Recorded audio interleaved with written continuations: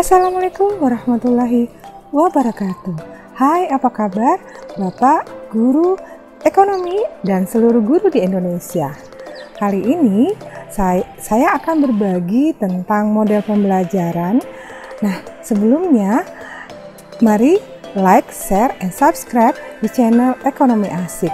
Jadi kali ini ya, saya tidak memberikan info atau berbagi materi tentang ekonomi, tapi bagaimana kita menentukan model pembelajaran yang cocok pada materi yang kita akan sampaikan. Saya akan berbagi tentang info ini berdasarkan pengalaman saya dari pelatihan pada saat di P4TK PKN IPS di angkatan ketiga pada tanggal 6 sampai 21 September 2001 yang berisikan bagaimana kompetensi guru dalam meningkatkan kompetensi guru untuk kebutuhan siswa. Kali ini kita akan membahas tentang problem based learning. Nah, kadang guru suka bingung nih bagaimana cara menentukan sintaknya untuk dimasukkan ke dalam materi pada saat kita membuat RPP. Nah, untuk itu kita harus paham dulu apa itu problem based learning supaya nanti akan cocok dengan materi yang akan kita sampaikan. Nah, apa saja yang kita akan gunakan dalam sintak ini? Nah, di sini sebelumnya kita akan mempelajari dulu pengertiannya, karakteristiknya, dan sintaknya. Mulai ya kita dari pengertian, tapi nanti di ujungnya saya akan memberikan konsepnya bahwa problem based learning itu lebih mudah loh kita memahaminya. Nah, menurut ahli problem based learning, menurut Arens 2007-43, bila pada dasarnya PBL menyajikan berbagai situasi bermasalah pada autentik serta memiliki makna kepada siswa. Jadi intinya adalah permasalahan ya, yang mana bisa berfungsi sebagai batu pijakan untuk melakukan kegiatan investigasi serta penyelidikan. Nah, di sini kita akan mengajak siswa untuk berpikir dan menganalisis suatu kasus. Di sini kita supaya siswa-siswa kita siap nanti menghadapi dunia kerja atau dunia yang akan mereka hadapi setelah sekolah ya. PBL ini dirancang untuk membantu peserta didik mengembangkan keterampilan berpikir kritis serta keterampilan problem solving dan menyelesaikan masalah, dan menjadi pembelajaran yang mandiri. Nah, disinilah tujuannya kita akan mendidik kemandirian dari siswa. Menurut Barrett, problem based learning merupakan pembelajaran yang dihasilkan dari suatu proses pemecahan masalah yang disajikan di awal proses pembelajaran. Jadi permasalahannya kita diberikan pada awal ya. Siswa belajar dari masalah yang nyata. Nah, permasalahan yang kita berikan itu dalam bentuk permasalahan yang nyata, yang real, yang ada di lapangan. Dalam kehidupan sehari-hari, mengorganisasikannya, merencanakannya, serta memutuskan apa yang dipelajari dalam kelompok kecil. Jadi ada kolaborasi di sini ya. Menurut Bout, pendekatan pembelajaran yang mengarahkan pada pelibatan siswa untuk mengatasi masalah belajar.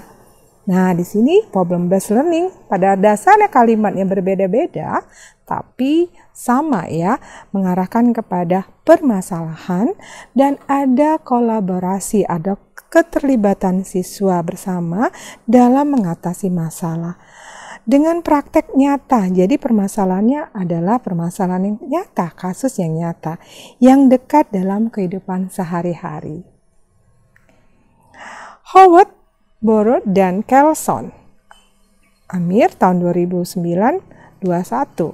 Jadi Problem-based learning dirancang masalah-masalah yang menuntut siswa mendapatkan pengetahuan yang penting, membuat mereka mahir dalam memecahkan masalah, dan memiliki strategi belajar sendiri. Nah, disinilah pentingnya kita mengajak siswa untuk belajar mandiri dalam menyelesaikan masalah, serta memiliki kecakapan berpartisipasi dalam tim, kolaborasi lagi ya. Proses pembelajarannya menggunakan pendekatan yang sistematis, berarti ada sintaknya yang saya katakan tadi, untuk memecahkan masalah atau menghadapi tantangan yang nanti diperlukan oleh siswa dalam karir dan kehidupan sehari-hari. Sekarang menurut ahli yang berikutnya adalah Arendt dalam Trinantu, pembelajaran based learning berdasarkan masalah. Nah, intinya semuanya masalah ya, Bapak Ibu. Nah, ini merupakan suatu pendekatan dalam pembelajaran di mana siswa mengejarkan permasalahan yang otentik dengan maksud untuk menyusun pengetahuan mereka sendiri, mengembangkan inquiry, jadi dia ingin mengetahui sesuatu dengan mencari, dan keterampilan berpikir tingkat lebih tinggi, mengembangkan kemandirian dan kepercayaan diri. Wow, karakter di sini sangat banyak yang dituntut ya. Untuk diciptakan dari model pembelajaran problem-based learning. Dari pendapat di atas dapat dipahami atau kita simpulkan bahwa problem-based learning atau pembelajaran berbasis masalah. Nah, disinilah kata kuncinya Bapak Ibu, bahwa problem-based learning itu adalah yang berbasis masalah. Artinya, materi-materi yang dapat kita berikan ada permasalahan yang nyata di kehidupan sehari-hari, ini bisa kita masukkan model pembelajaran based learning.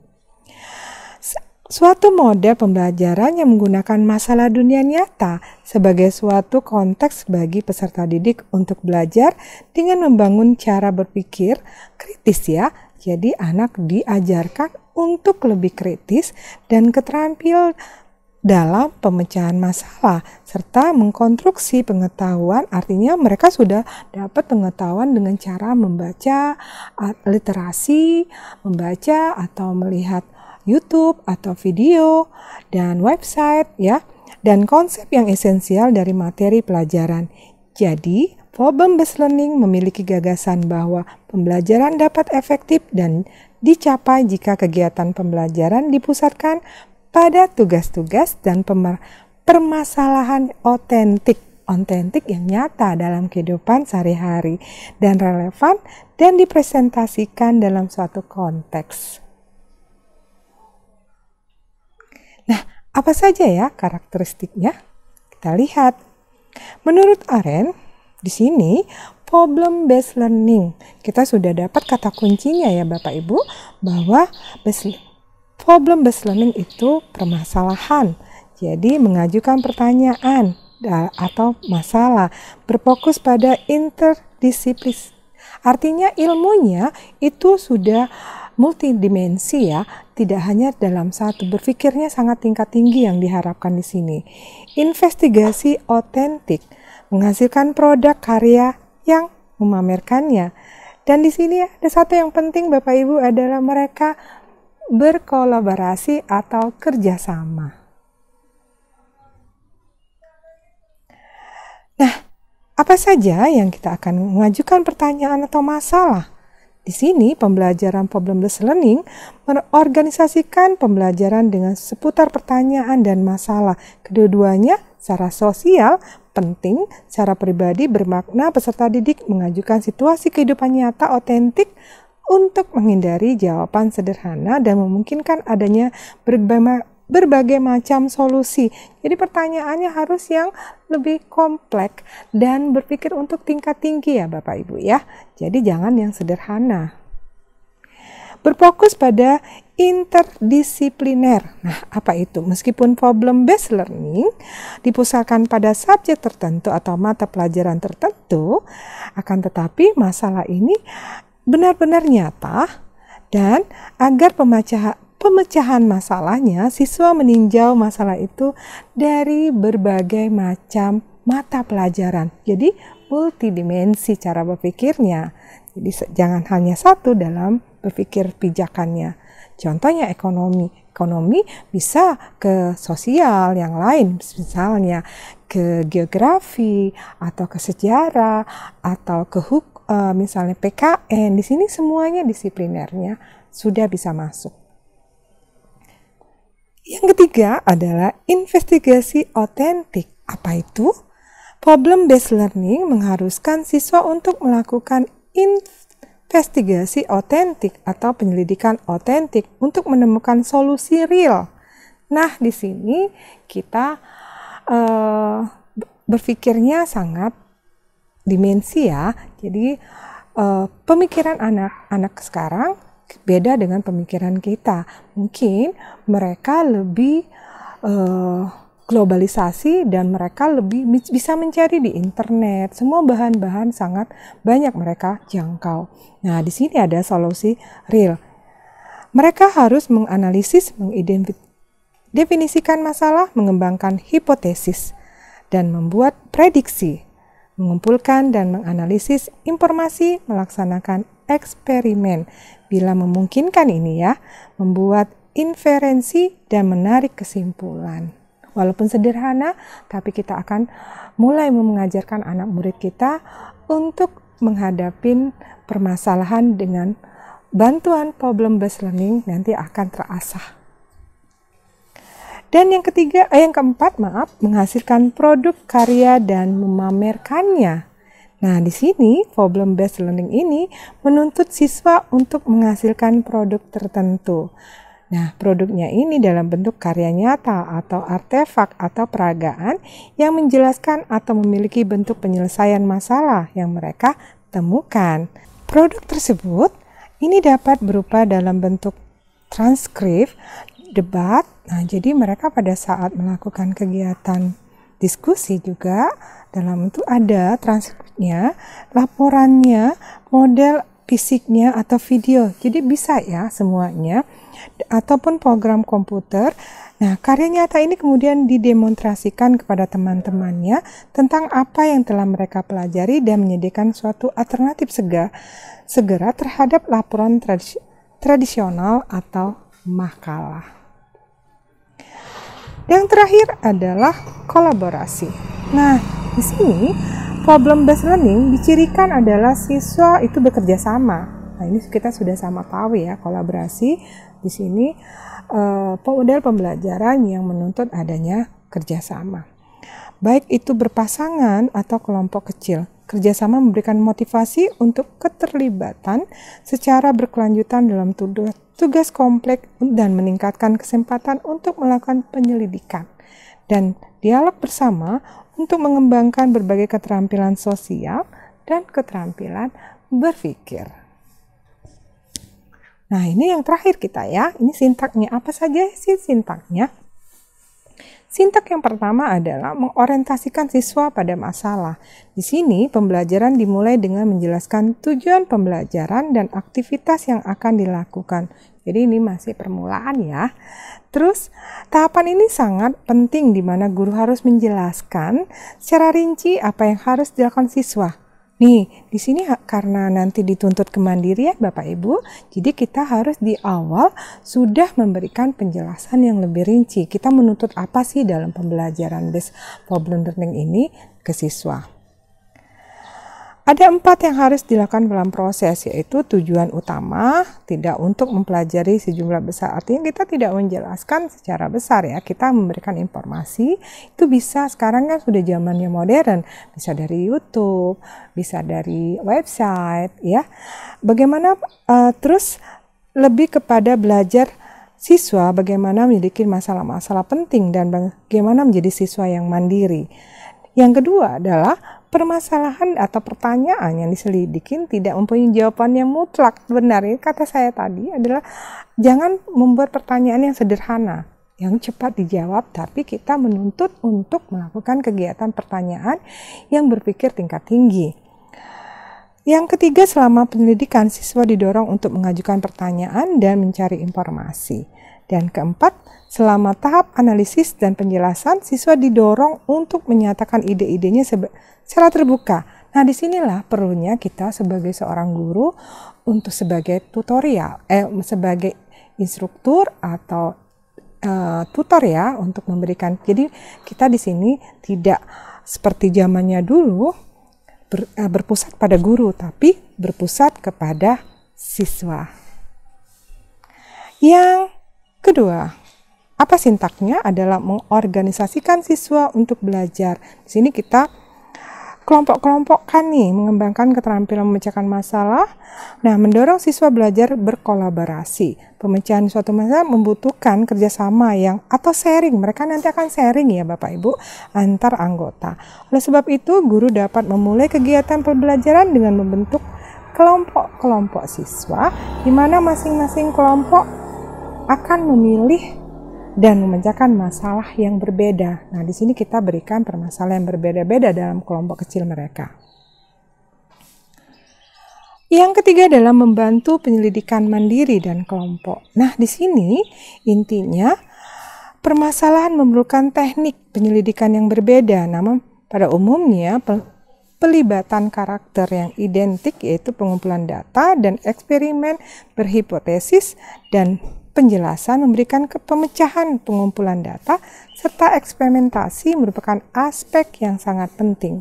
Nah, disinilah guru harus mendorong siswa untuk mengumpulkan data dan melaksanakan eksperimennya, mental ataupun aktual. Yang selanjutnya mengembangkan menyajikan hasil karya dan memamerkannya. Nah, tahap ini dengan menciptakan ada hasil yang dituntut dari sintak ini, pameran item ini tadi sudah disebutkan, boleh berbentuk laporan tertulis, bisa dalam bentuk video atau permasalahan yang lain-lain yang bisa diwujudkan. Nah, model pengujudan ini secara fisik atau situasi masalah dan pemecahannya, nah disajikan multimedia. Boleh nih Bapak Ibu, anak-anak sekarang kan lebih canggih sekarang. Ya, mereka kita libatkan atau kita optimalkan kemampuan mereka dalam teknologi. Dan selanjutnya guru akan berperan sebagai organisator pameran. Yang kita hanya sebagai ini aja, nggak dominan kita. Mereka yang lebih dominan. Dan yang terakhir adalah analisis dan evaluasi proses pemecahan masalah. Nah, dalam proses ini guru membantu siswa menganalisis dan mengevaluasi proses mereka sendiri. Nah, di sini selama fase ini guru meminta siswa untuk merekonstruksi pemikiran dan aktivitas yang telah dilakukan selama proses kegiatannya. Itulah sintak-sintaknya, Bapak Ibu.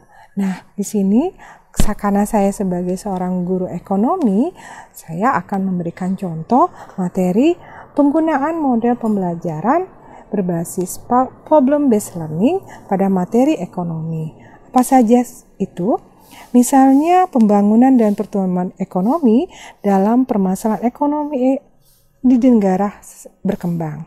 Terus masalah pengangguran, upaya meningkatkan kualitas tenaga kerja, lembaga jasa keuangan. Nah, di sini banyak ya permasalahan-permasalahan dalam materi ini. Distribusi pendapatan nasional, masalah ekonomi, permasalahan pokok ekonomi, penyelenggaraan sistem pembayaran non-tunai dari atau oleh Bank Indonesia, dan materi manajemen. Inilah penjelasan atau bentuk sharing saya tentang model pembelajaran yang saya dapat dari pelatihan pada saat P4TK PKN IPS di Malang. Semoga bermanfaat, dan kalau ada yang salah saya mohon maaf. Mungkin nanti kita saling sharing-sharing ya Ibu, bisa di komen di bawah nanti. Setelah ini nanti ada lagi discovery learning. Sampai jumpa. Dah. Assalamualaikum warahmatullahi wabarakatuh.